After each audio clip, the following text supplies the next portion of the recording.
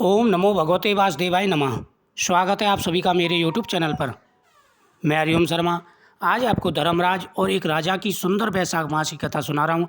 इस कथा के प्रतिदिन श्रवण करने से वैशाख मास के पूरे महीने की कथा के सुनने का फल प्राप्त होता है।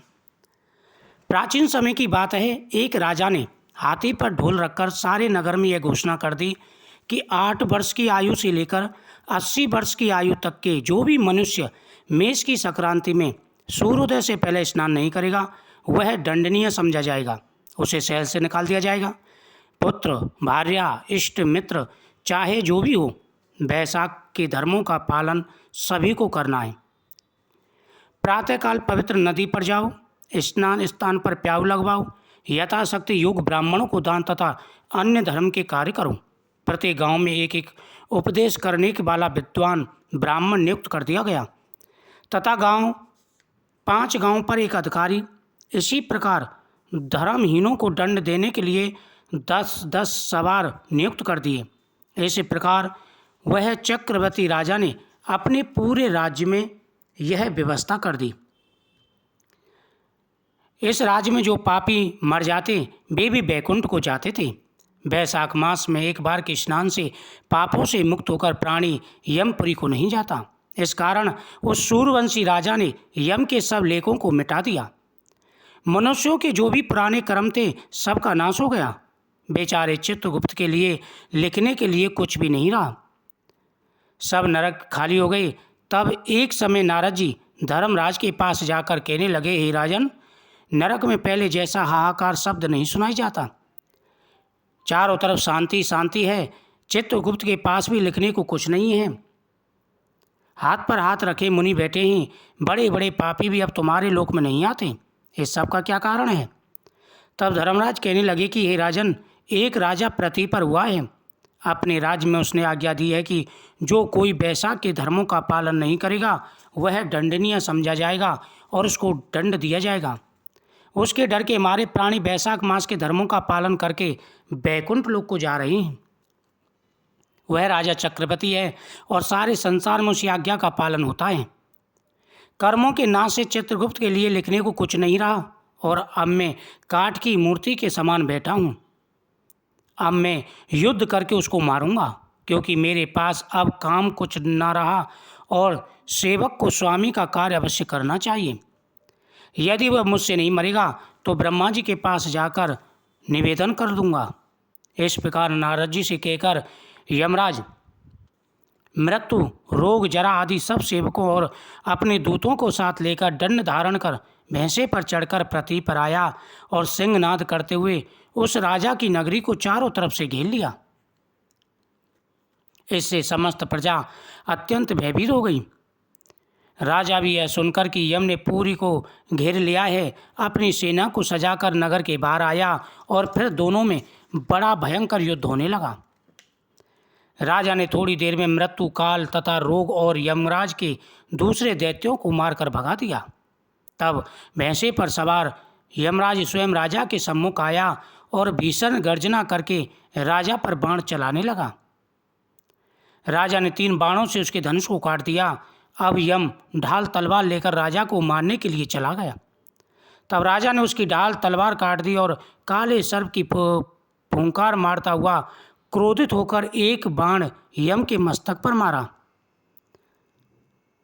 तब यमराज ने क्रोधित हो अपना दंड उठाया और ब्रह्मास्त्र से अवमंत्रित कर राजा पर छोड़ दिया। हे राजन, वह यम फांस कभी वापस नहीं आता, जिसके नाम से अगर वो छोड़ा जाए तो उस व्यक्ति की मृत्यु निश्चित है। उस समय बड़ा हाहाकार मच गया। तब भगवान विष्णु ने अपने भक्त की रक्षा के लिए सुदर्शन चक्र को छोड़ा, जो युद्ध स्थल में दंड से युद्ध कर ब्रह्मास्त्र का निवारण करता हुआ यमराज को मारने लगा। यह देख वह भक्त राजा भयभीत होकर चक्र की स्तुति करने लगा कि हे विष्णु भगवान के हाथ के आभूषण सहस्त्राधार, तुम्हें नमस्कार है। भगवान तुमको सारे लोक की रक्षा के लिए धारण करते हैं, क्योंकि जो देवताओं के द्रोही हैं तुम उनके काल हो। सो हे जगतपते, इस यम की रक्षा करो। ऐसी स्तुति सुनकर चक्र यम को राजा के पास छोड़कर स्वयं बैकुंठ लोक को चला गया। फिर यम उदासीन होकर ब्रह्मलोक में ब्रह्मा जी के पास गया। उसको इस प्रकार देखकर सब सभासद विस्मित होकर आपस में कहने लगे, यम का यहाँ कैसे आना हुआ? कहीं ब्रह्मा जी के दर्शन को तो नहीं आया? इसको तो कभी क्षण भर के लिए भी अवकाश नहीं होता। देवता तो आकुल हैं, ऐसी बात ना कभी पहले देखी ना सुनी। यह सब ऐसा हो कैसे रहा है? तभी प्राणियों का स्वामी और सूर्य का पुत्र यम ब्रह्मा जी के चरणों में इस प्रकार गिर पड़ा जैसे जड़ से कटा हुआ वृक्ष निराशित होकर पृथ्वी पर गिर जाता है। वह हाथ जोड़ करके त्राय त्राय पुकारने लगा कि हे देवेश, मेरी रक्षा करो, मेरी रक्षा करो। मैं आपकी शरण में हूँ। मेरा अत्यंत अपमान हो गया है। मेरे वस्त्र फाड़ डाले और मुझको अत्यंत पीटा गया है। मेरी प्रतिष्ठा और मर्यादा सब भंग हो गई। हे कमलासन, आपके होते हुए मेरी यह दुर्गति हुई है।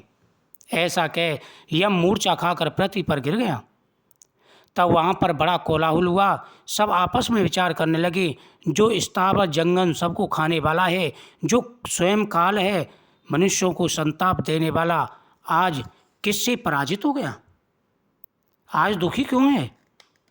तब पवन ने आकर ब्रह्मा जी की आज्ञा अनुसार सबकी बाणी रोक दी और अपनी विशाल भुजाओं से यम को उठाया।